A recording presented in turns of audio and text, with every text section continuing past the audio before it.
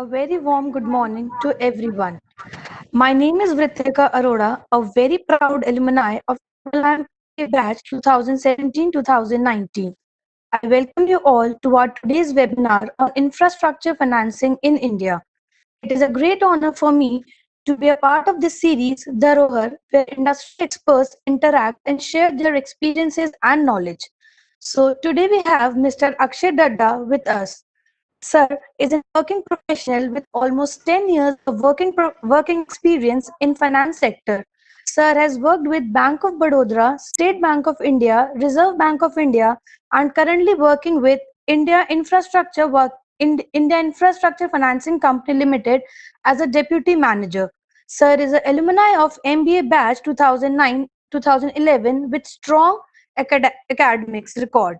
We welcome you, sir, and looking forward to know your journey from Triple IM to IIFCL. Sir, please. Good morning, everyone. Thank you for providing me the opportunity to speak with you. I passed out from.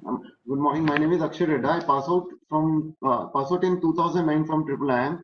Thereafter, my aim was to do government job only. So I prepared for all the examination. I passed few of them. So I started my journey with Bank of Baroda as a probationary officer. Then I switched to State Bank of India, then Reserve Bank of India. Presently, I am working with India Infrastructure Finance Company Limited. It's again a government of India company, which is basically providing long-term loans to infrastructure sector only. So this is my career journey. Before that, I'm from Jaipur only. I did all my education from Jaipur.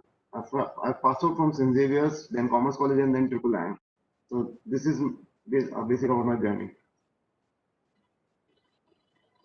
Sir, we would like to know more about your what you are doing currently and how you are managing all Presently, this as you are working as a deputy manager. So yes, of course yes, it is a very responsible profile where you have to look after you have to look towards the financing of major projects, government projects like roads, bridges. So how does it work?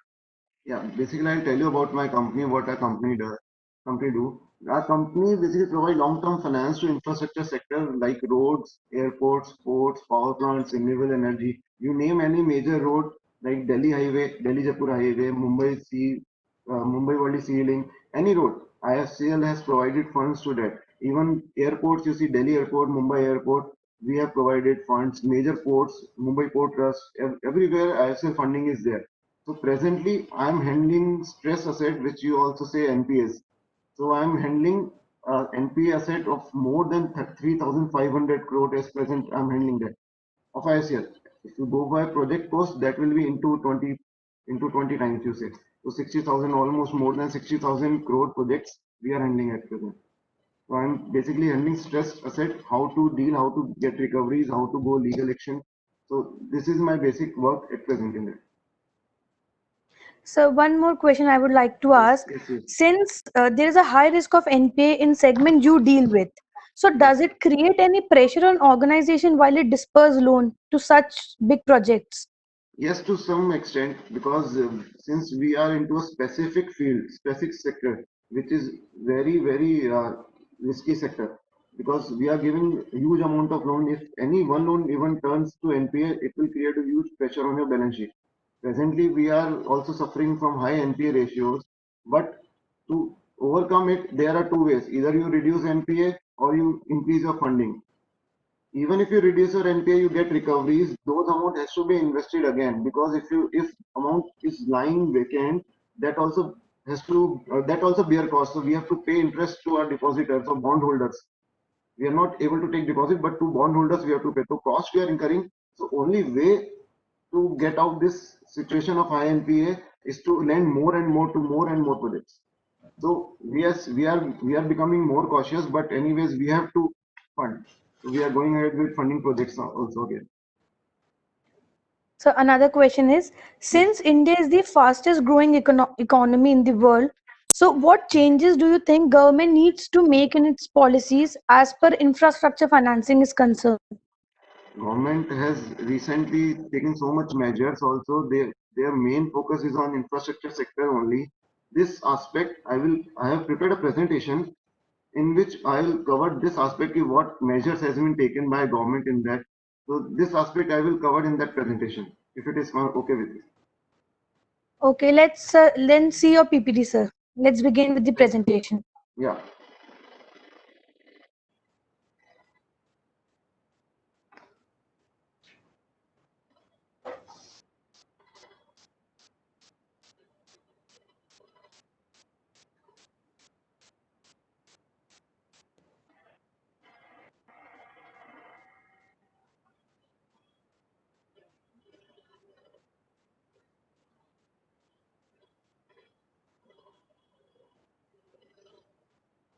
Just 1 minute. It's uploading. Is it visible? Yes, sir. It's visible now. Okay. So I have prepared a small presentation so that you will be able to better understand what is infrastructure sector in India and how infrastructure financing is done in India.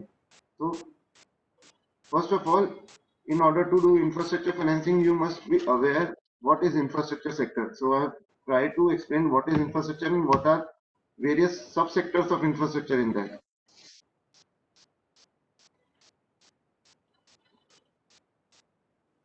Just a second.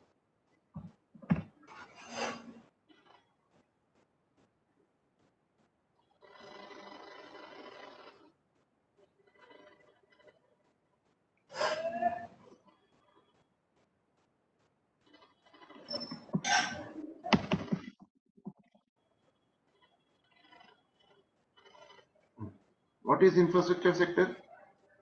Uh, the same has been defined by Reserve Bank of India, Government of India, but basically infrastructure refers to those basic facilities without which economic activities cannot function. So, for example, suppose if you don't have roads, farmers cannot sell their products to any market. You don't have roads, you cannot deliver your products to your targeted customers. So without developing infrastructure, no economy can function. You take example of any developed countries, even China. The first thing they have done is they have developed their infrastructure sector, and afterwards development has automatically come with that uh, development of infrastructure. So the most important aspect, if economy needs to grow, they have to invest in infrastructure sector. Without that, economy can grow in short term. In long term, they cannot grow. Right. What is importance? I've tried to highlight few of the importance of infrastructure sector. Like there is a one study of World Bank which shows if you increase your investment in infrastructure sector by 1%, the corresponding increase in GDP is also equivalent to 1%. So 1% you invest in infrastructure sector, 1% of infrastructure you grow, uh, same correspondence increase will be in your GDP. So that much effect has on GDP. Also, it accelerate agriculture and industrial growth. You know, Indian economy is predominantly agriculture based economy. So agriculture sector is an important sector. Industry is also important. So infrastructure is there that will help growing the economy. So third is, since your infrastructure is developed, more foreign funds, more foreign companies will come to India. They will invest in India, so more flow of foreign capital will come to India. So that will help again economy to grow. The most important aspect of infrastructure is that they help to generate employment opportunities. Not only infrastructure sector, suppose you're building a road, not only it will give employment to those who are including who are in the road, but they will create a whole ecosystem. Like if you build a road, that will create a whole ecosystem, because if you build a road, there all economic activities come across that road only. So not only it will have generate opportunity, employment opportunity in infrastructure sector, but also all related sector which come nearby that infrastructure only. So also the important aspect is that it contributes to more inclusive growth rather than only growth. The quality of growth improves. How? I'll tell you. Suppose I'll take example of road again. If you build a road that will be used by all class of people, who are sorry, poor, rich, everyone. It does not discriminate. So suppose similarly, railways you build, airport you build, it will be used by everyone, irrespective of their economic status. So that will help in generating more inclusive growth. That is more important than simply growth. Also, if infrastructure is developed, that will contribute to national defense, social development. Domestic market also will be developed. Development of backward regions also there. So ultimately, infrastructure is the backbone of economy. If you develop infrastructure, all other economic sectors automatically get developed. But what are those infrastructure sectors in India, or rather subsectors in India? These are basically divided into two main sectors: economic infrastructure and social infrastructure. These subsectors are defined by Department of Economic Affairs, DEA, Ministry of Finance, Government of India. They regularly change this definition. Presently, under economic infrastructure, four subsectors are there: transport, energy, water, sanitation, and communication. So transport means all transportation related like roads, railways, airports, ports, shipyards. So this come under this category. Energy means electricity, oil and gas, power. So this will come under energy. Water and sanitation is basically related with more urban sector like solid waste management, water pipelines, irrigation, etc. And communication is related to telecom sector also, like mobile networks, towers, etc. Recently, this social infrastructure has come into picture again, and in that, basically, hospitals and education institute more focus is given on these two subsectors of social infrastructure. So I'll try to explain. These are basic subsectors. I'll try to explain the important subsectors in subsequent PPTs. So you will understand the vastness of our infrastructure sector at present. Whatever infrastructure is present, you will understand the vastness of it and what are the opportunities available in future. So for increasing this infrastructure sector investment, and you understand this infrastructure when I'll tell you about these subsectors. You also keep in mind that it is also related to infrastructure financing only. If a sector grows, financing also grows along with it. Right. India is presently the fifth largest economy in the world. Our present GDP is $2.9 trillion. But we are still far away from US and China. China is almost five times of what India is. US is seven times of what India is. So you see, even we are developing, but we are not up to that level. So India is now aiming to become 5 trillion economy by 2024. And for this, India has planned to invest almost $1.4 trillion into infrastructure in next to 5 to 6 years. So you see how big amount government has decided to invest in this infrastructure sector. So you can understand the importance of this sector with this. Now talking about various subsectors, I'll try to give the overview of various subsectors of infrastructure. The first and foremost, the most important sector of infrastructure of any country is road sector.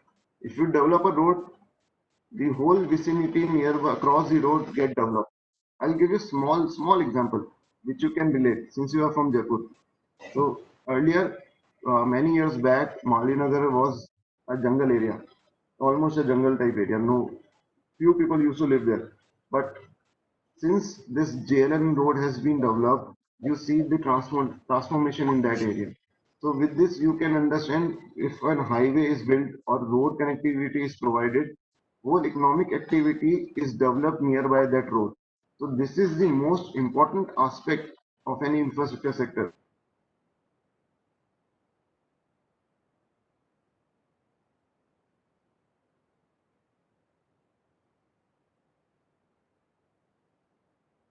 Road sector is poised to handle almost 70% of freight and 90% of passenger traffic in India. So that is an important aspect. Present road network is around 60 lakh kilometer in India, and out of that, national highways are 1.32 lakh kilometer. Government has set a target to increase this length of national highway to almost 2 lakh kilometer by 2025, and NHA is doing a good work in that area.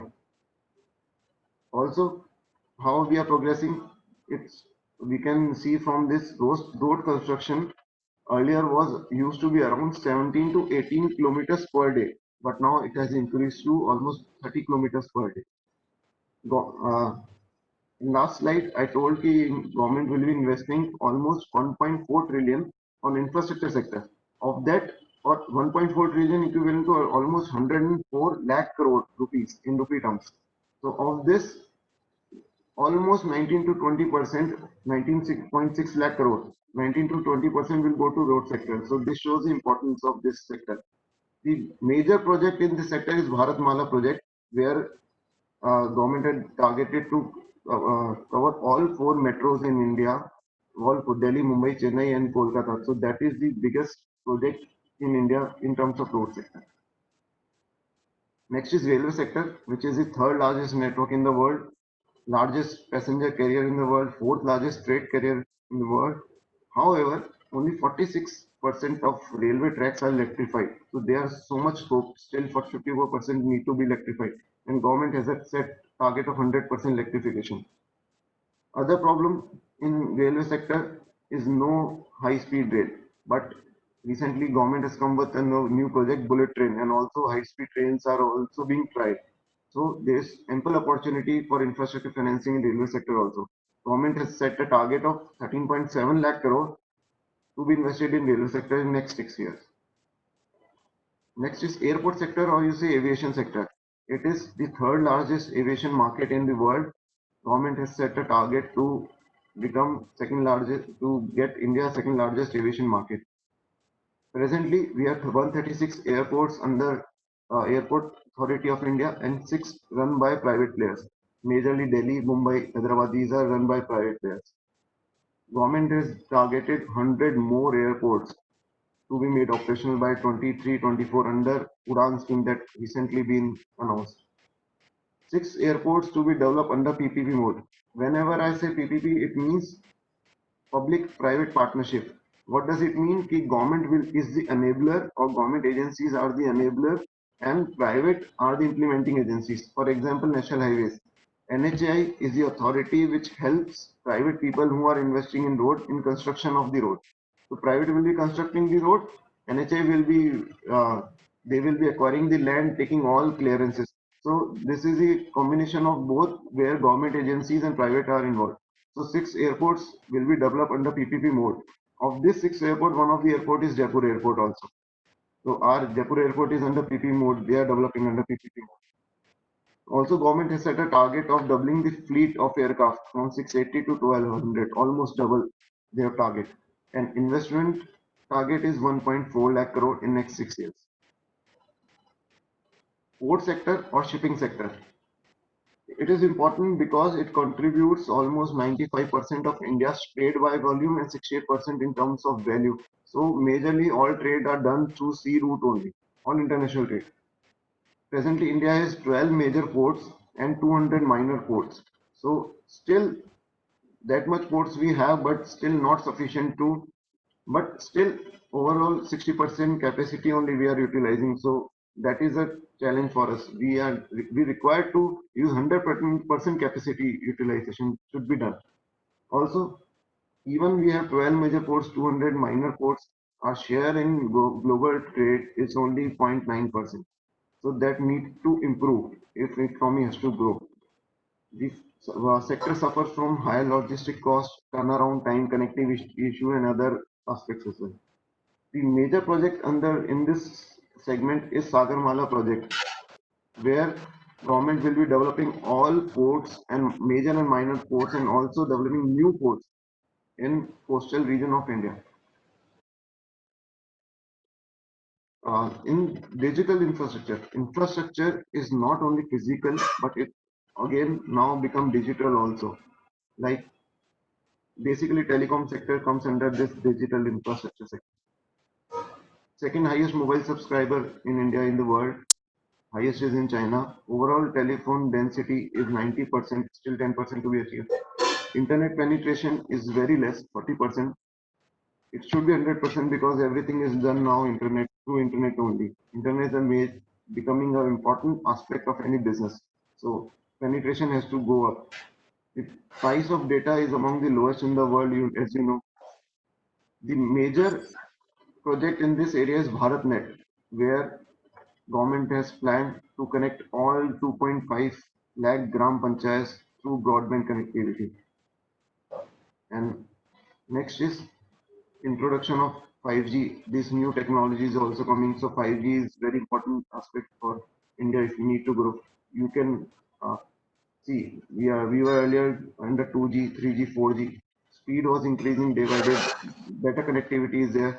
So 5G will be a step ahead in this. If I talk about energy sector includes power as well as oil and gas, but I have included mainly power here. So at present, whatever power or electricity we are generating 62% through thermal, or you'd say through coal, 23% through renewable energies, which include solar, wind, etc. Hydro 13%, nuclear 2%. This is the present status from where we are generating electricity. Recently, if you are aware, government announced they have done electrification of all households, but their next target is to provide 24 by 7 electricity, clean energy, in fact, to all the households and even business sector. But and also government has set a target of 175 gigawatt in renewable energy. So more focus is set on this renewable energy. So this 23% has to go up. The present 23% will go up, definitely go up. So that is a good step government is taking, and the investment target is 22.6 lakh crore. That is lakh I in between I forgot to mention, but that is 22.6 lakh crore. The urban sector is another important sector. Why it is important? Because at present 37.7 crore people are residing in urban sector, and it is expected that by 2030 almost 60 crore people will reside in urban sector. So cities we are very less, and if 60 crore people are residing there, so you can understand the density of people population will be there in the cities. Also, the urban sector contributes of more than 60% of GDP, but in urban sector is facing problem of high population which mainly lives in slum areas. 25% of urban household has drinking water access only. 75% doesn't have. Also, those who have access, 70% of water is contaminated. 25% of municipal solid waste generated is treated only. 75% lying waste only. And apart from this, 11 cities has metro rail, few more planned by government. Monorail has come in Mumbai, but public transport is still poor. So government is trying to take into consideration all these aspects and coming up with policies and other plans to improve this. And major project is Smart City Mission, as you are aware, in which Jaipur is also included. Earlier, we have talked about physical infrastructure, but another important aspect that is coming recently is social infrastructure, in which basically two subsectors are there, education and health, which you all know. These are the most important aspect. Health infrastructure recently come into picture due to this COVID. We see beds were not there, so suddenly we have developed more and more hospitals. So that has shown what is the weakness in our health system. So now government is planning to improve this aspect also, and they have target investment of 1.7 lakh crore in health and 1.2 lakh crore in education sector. So this is brief overview about the major subsectors of economy. Now we'll come up what is now we'll take up what is infra financing. Infra financing in simple terms, whatever loan you extend to infrastructure sector is infra financing. Right. So a credit facility extended by a lender to infrastructure subsector is infrastructure lending, or whatever banks or financial institution or lending, of that 75% should go to infrastructure sector in order to define as infra financing. This infra financing is why it is important. This importance can be highlighted with the fact that RBI has created a separate category, NBFC, IFC. IFC is infrastructure financing companies. NBFC, IFC categories, under which 9 NBFC is presently registered. Of this 9 NBFC, one of the companies is where I am working present, IIFCL, India Infrastructure Finance Company Limited. We are registered as NBFC IFC. Apart from it, other NBFCs are Power Finance Corporation, Rural Electrification Corporation, IRFC, L&T Infra, etc. Now, I'll try to show you what was the previous investment in our infrastructure sector. Earlier, you see from financial year 13 to 19, steadily the investment in infrastructure is growing. However, this still is under 10%, or you say the infrastructure financing at present is around 7 to 8% maximum of GDP. As per experts or whatever research, they say that at least 10% of GDP should be invested in infrastructure sector. So we are lagging in behind, but government has come up with new plans. So we are hopeful that it will go up. Earlier, till date, most of the funding or most of the infrastructure funding has gone to power sector, then road and bridges, urban sector, and telecom. Now, in next 6 financial years, this is the government is planned to invest rupees 104 lakh crore into investment, and of that majority will go to roads, 24% to energy. Energy may electricity, oil and natural gas include. So if you talk about the particular subsector, road is in major area where government is investing. Now, what are the issues with infrastructure financing? This is the important aspect since this topic is about infrastructure financing only. So what are the issues that we normally face while financing to any infrastructure project? As you know, infrastructure has long tenure or long gestation period. That means whatever infrastructure projects are there, we have to provide loans for, you say, 20, 25, 30, 30 years. So that is a very long term. You are not certain for next 5 years what will happen. So 30 years, giving loan for 30 years is a very risky term. So that is why, since risk is high, so rate of interest is also high. So that also affect the project.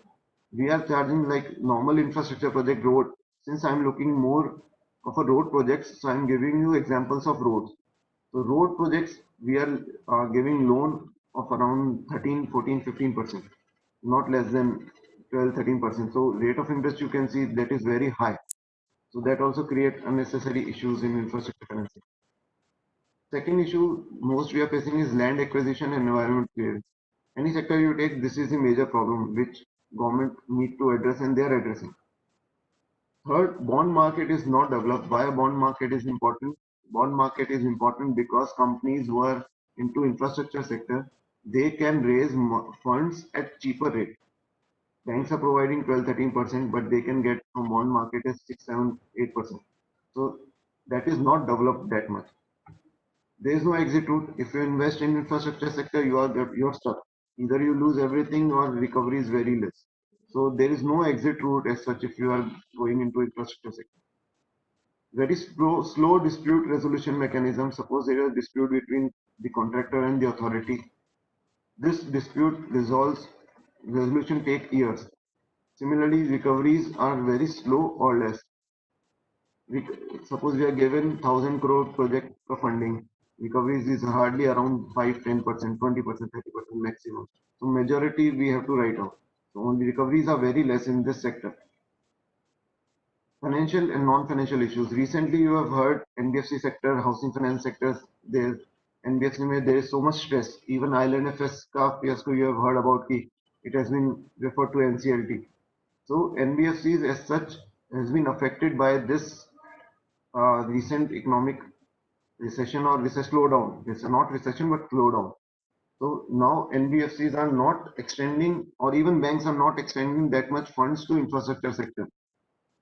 So another reason is growing stress asset in infrastructure financing. Past many years, NPAs in infrastructure has risen exponentially. So banks and other NBFCs, they are now a bit averse to lend to infrastructure sector. So funding problem is there. Also, asset liability mismatch is there. What is asset liability mismatch? This is mainly for banks because banks they are taking deposit from individual like us, companies with deposit. We are depositing it for 4, 5 years, maximum 1 or 2, 3 years, 6 years, and they are giving loans to infrastructure projects which are going of tenure more than 15, 20 years. So there is a asset liability mismatch. These deposit has to be paid. If I withdraw it from banking system, they have to pay. They cannot say that they have invested in infrastructure, they cannot pay. So this asset liability mismatch is a major issue. Why banks are not considering investment lending into infrastructure sector. Market volatility is there. Earlier, 2008 ka subprime crisis was there. Now, recently lockdown due to COVID pandemic, that has also affected the market. So market volatility is there. So we cannot predict it. Also, limited players are in this sector. Only a handful of companies are there in infrastructure sector. So competition is also less. And recently, so many big groups has also gone down because of liquidity issue only.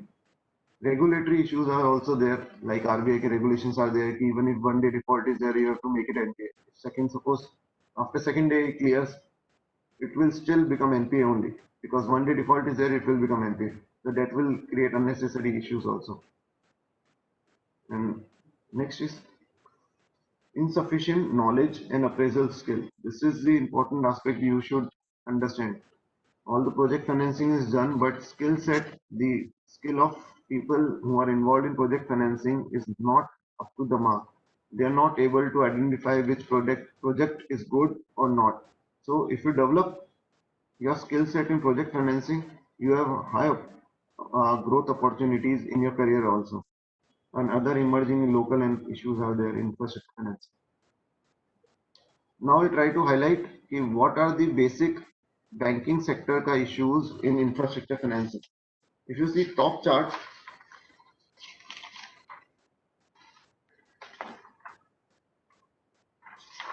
sorry.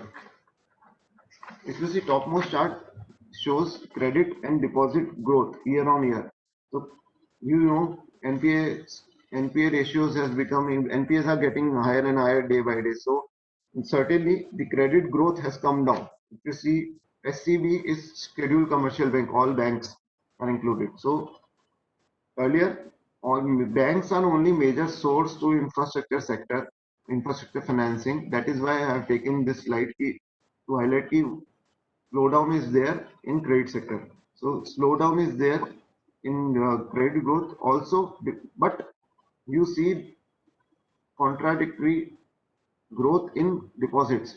Deposits are going high, and recently, if you see June ka data, June July ka, it has gone up further because of COVID reason.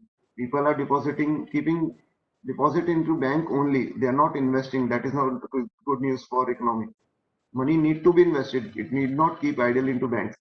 Since deposit has grown up, so you have seen ki SBI and other banks they have reduced their saving bank interest rate because they are getting funds, but they don't have any avenues to give lending. So that is why they are reducing their interest rates. If you see bottom left chart, that shows ki this red line shows wholesale credit growth, which include industries and infrastructure also. So this growth rate has come down to 3.2% only. So banks are not lending to infrastructure sector. Also, next chart if you see, they are lending mostly to good rated, AA rated and above, to highly rated companies or PSUs. Banks are mainly lending these two only in recent times. Other private or low rated institutions, they are not able to get fund as easily as they are used to get previously. So that also creates some pressure in financial sector. Now talking about NP ratios, what is NP ratio? You all know it. Suppose if default is more than 90 days, account becomes NPA. And what is gross NPA? 100 rupee loan you have given to so many people, 10 rupee ka loan, it become NPA. So 10 divided by 100, 10% is gross NPA. Gross NPA is total NPA, whatever bank is facing. So they term it as gross NPA, GNPA. And what is net NPA? Of this gross NPA, banks are making some provisions. If you deduct provisions from gross NPA, it will become net NPA. So better you see gross NPA because net NPA will not give you a correct picture. Gross NPAs will give you a correct picture. You see gross NPA getting to the extent of 14-15%, which is very high. That is not good for banking sector. Of 100% loan, 15% is becoming NPA. So that is very high percentage. Recently, it has come down till March 20, but after lockdown, this moratorium has come recently. RBI has announced so many measures. So we are not sure how this trend will continue. It is expected that gross NPA will go up. And bottom chart, if you see the projections of RBI with related to gross NPA, presently March 20 में 11.3% of all banking loans is NPA. So 11% is very high if you see, and they are expecting it to grow to 16.3% in worse situation. For public sector bank, I'm saying. For all scheduled commercial bank, if you include private and foreign banks also, it is presently they are expecting 8.5% in FY21, and it might go to 14.7, which is very high. Now, if you see sector-wise, what is the NPA ratio? Why I'm highlighting it? I'll show you why infrastructure is that important. If you see industries, top chart left hand side, industry gross NPA ratio is 14%, which is very high. Industries are the main backbone of economy. They work well, economy grows. And this right one, stress advance ratio, is those advances where stress was there, but some terms have been modified or they have been restructured. So presently they are standard, but there are chances they might also become NPA in future. So 14.8% is high. So if you combine these two, that will almost be around 28%. So that is very high. It should be less than 10% or 7-6% of gross NPA is bearable. In industry, there are various subsector. If you see bottom chart, right hand side, 36% of all lending in industry goes to infrastructure sector. And if you include this, electricity is also part of infrastructure sector, mining, quarrying also there, but they have made many subsector. So if you combine all infrastructure subsector, that will go more than 50%. And of this infrastructure, which constitute 36% of all lending, 13% is NPA. And of electricity also, 13.5 is NPA. So high ratio of NPA is there in infrastructure sector. With this chart, I want to highlight it. What is the problem with infrastructure sector and infrastructure financing? This is an interesting chart. If you see the large borrower, what is large borrower? Those borrowers who has availed loan of more than 5 crore, they are termed as large borrower. They constitute 51% of all lending given by banks. And however, they constitute almost 80% of NPAs. 50% what we have lent to large sectors, and total NPAs may their contribution is 80%. So small borrowers are doing well. They are paying off their dues, but it's problem with large borrowers. So that is why infra financing is also facing problem. They are all large borrowers. This chart shows macro economic estimates by RBI. These are just estimates. Because of COVID reason, no one is able to estimate correctly. These are just predictions. What RBI is feeling in this financial year, Indian economy will contract by 4.5%. All other major agencies, World Bank, IMF, they have said that India will be into negative trajectory. However, there are only two countries. They are saying only two countries are there which will not go into recession. That is China and India. Slowdown is there, but not recession. And only China, they are expecting the growth will be in positive. Earlier, they were expecting India also to be in positive, but now everyone has estimated that India will contract in this financial year. Fiscal deficit will also go up. See, inflation, government target is around 4%, so they are expecting financial limit will be around that only, but it may increase to 11.8%. We are not sure. Fiscal deficit target is also around 3%, but they are saying it will go to 10%. That is also very high. Lending rates are also increasing. Export to GDP ratio, it has come down. Exports should increase. That is we are earning foreign exchange through it. Since exports are going down, you see next May current account balance is also becoming negative. So more import we are doing, less export, so current account deficit will be there. These are just predictions. So picture look gloomy this financial year में. Next financial year में they are saying we're going to recover. However, having said that, still India is in a position to grow. What are the advantages? We have robust demand in infrastructure sectors like I told you. roads में still so much national highways India is building. Power sector में they are trying for 24/7 power. So everywhere investment is been done. So it is not that India is not doing well or not poised well, but investments are coming, foreign FDIs are coming, but in not that scale which used to come before COVID era. There are few reforms which government has proposed to take or they are into consideration, which include higher budgetary allocation, which I told you, national NIP's National Infrastructure Pipeline, under which I told you earlier, $1.4 trillion is expected to be invested into infrastructure sector.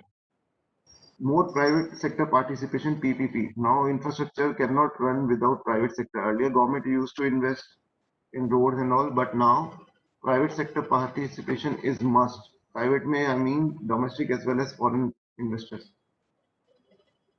India is also doing international association with various institutions like World Bank, IMF, JICA is Japanese Infrastructure Institute, which invests in India.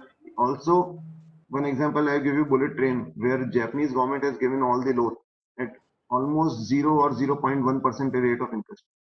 So India is also tying up with foreign countries to bring in funds for infrastructure sector. Next is uh, development of bond market is very important because whatever capital is raised, the company is not able to raise through bond market. They are raising through their private equity or from banks. So bond market is very important aspect through which companies can raise long-term funds at very cheap rate of interest. Government also coming up with some innovative products, credit enhancement. In earlier slides, I told you that banks are not giving loans to low rated companies. So this product credit enhancement, IFCL is also doing, our company is also doing, where we are enhancing the credit rating of that company by giving guarantees to them. So their rating improves and they are easily able to get funds from financial sector. So such projects are also coming.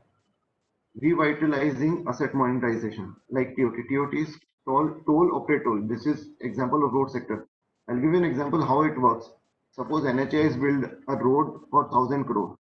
1,000 crore ka road they build. Now this money is stuck. What they'll do, they sell that asset to some of the investor. They'll get money from that, and investor will collect toll. He will earn from toll income. So NHI will get money after selling that asset to that investor, and they will invest that money which they have received into another project. That's how money will circulate. So this scheme they have also come up with. Also, many sectors in infrastructure sector have been opened for FDIs, like mining sector recently been opened for private also. More institutions like IIFCL, our company, are required to provide long-term finance. Banks are not made to provide infra financing because the deposits they are taking is short term. They cannot lend it for long term.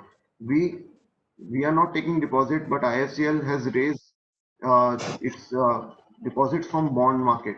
So bond 30 years ka bond we have issued. From that money we have taken and now we are giving it 20 30 years ka loan. So institutions like IFCL are required in future for infrastructure sector. Early dispute resolution is required because it takes years to resolve any dispute in infrastructure sector. Recently, 2016 May, insolvency and bankruptcy code is introduced by government, under which resolution has taken place in the time bound period. Single window clearance is also required because so many clearances and approvals need to be required. So these are major reforms. Apart from that, there are so many other reforms are also. This slide I have deliberately prepared just to tell you what is importance and what are the important areas in infrastructure financing where you can choose your career. Like project appraisal, where project is been appraised and you appraise whether to give loan or not.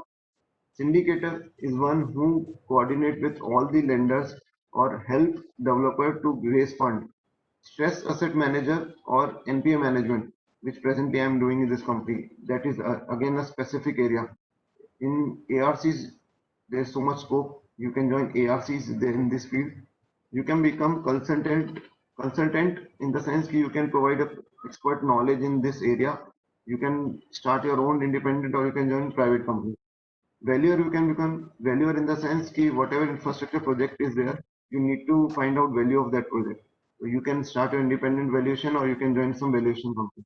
Regulatory or authorities like NHAI, NHAI is a regulatory RBI, you can join that also, that you can contribute in infrastructure sector. Risk analysis is also there. How much risk is involved in any infrastructure project that need to be highlighted. So rating agencies are there. You can explore career in that also. Or finally, you can join the developer who private sector who are actually constructing or into infrastructure sectors. Thank you. Thank you so much, sir. That was very informative. With this, we come to the end of this webinar.